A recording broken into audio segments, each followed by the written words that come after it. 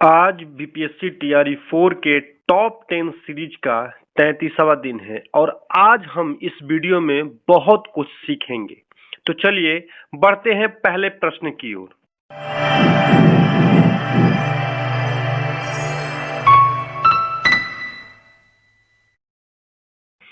पहला प्रश्न है, हाल ही में किस राज्य में भारत का सबसे बड़ा सोलर पार्क शुरू किया गया है? तो उत्तर है गुजरात।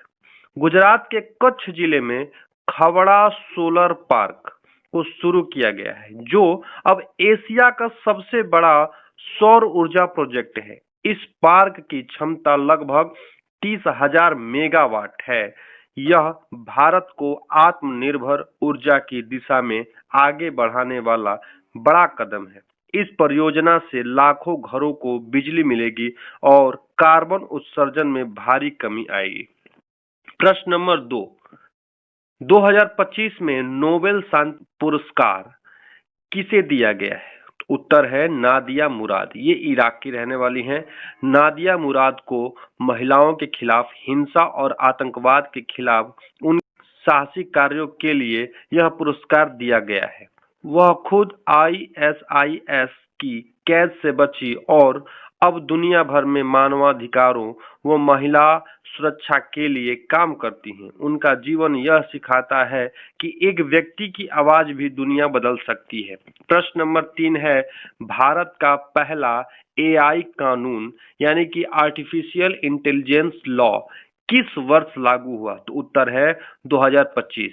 भारत सरकार ने 2025 में अपना पहला एआई रेगुलेशन एक्ट लागू किया है। इस कानून का मकसद है कि आर्टिफिशियल इंटेलिजेंस का इस्तेमाल नैतिक और जिम्मेदारी से हो। इसमें डीप फेक, प्राइवेसी और डाटा सेफ्टी जैसे मुद्दों पर खास प्रावधान किए गए हैं। यह कदम भारत को एआई सुपर पावर बनने की दिशा में एक सुरक्षित कदम के रूप में देखा जा रहा है।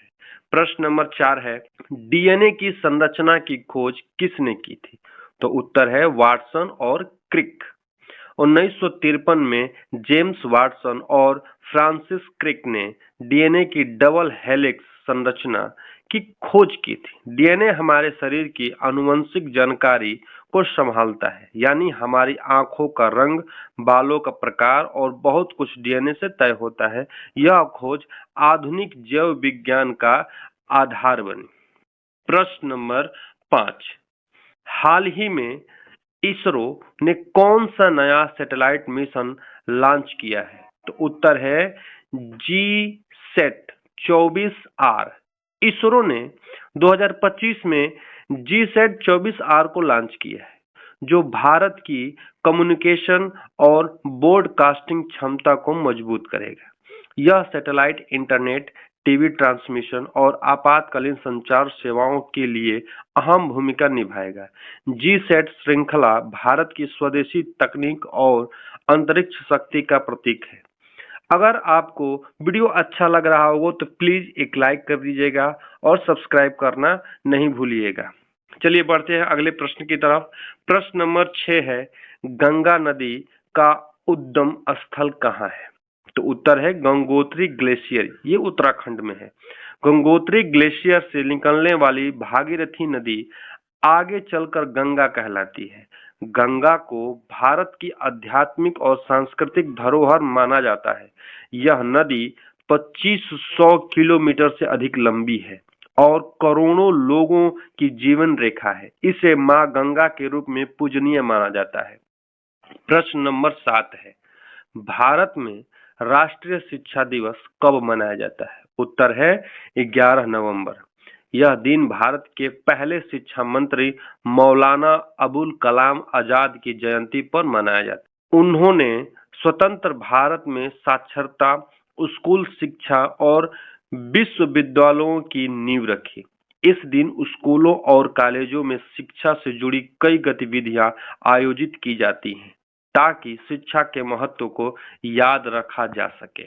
प्रश्न नंबर 8 है, हरित क्रांति का जनक किसे कहा जाता है? तो उत्तर है M S. Swaminathan. Doctor M S. Swaminathan ने भारत में 1960 के दशक में उच्च उपज वाले गेहूं और धान के बीज विकसित किए।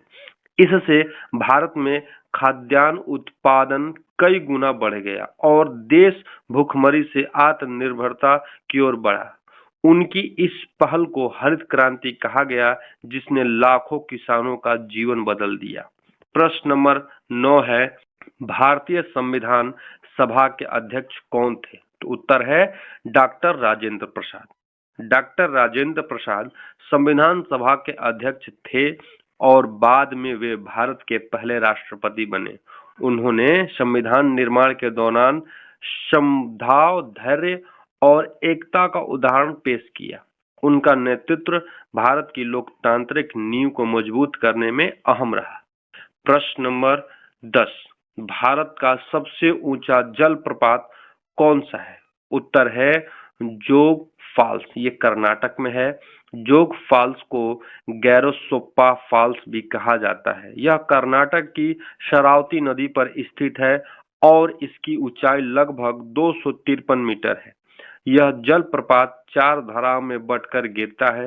राजा, रोवर, राकेट और रानी। मानसून के समय यह जलप्रपात देखने लायक दृश्य बन जाता है। अगर इन 10 प्रश्नों में से आपको कोई भी प्रश्न डाउट लगा हो या अच्छा लगा हो तो प्लीज एक कमेंट करिएगा। लाइक करना है, शेयर करना है और इस चैनल को सब्सक्राइब करके ही जाना है। धन्यवाद।